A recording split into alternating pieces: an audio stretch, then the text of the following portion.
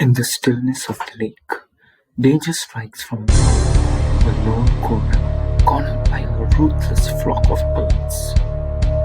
Every peck, every dive forces the serpent deeper into the cold water, nature's chaos in motion. But the king of snakes is not so easily defeated. With precision and instinct, it twists, dodges, and strikes back, forcing the birds to retreat. Wounded but unbroken, it moves through the shadows, each movement a battle between life and death.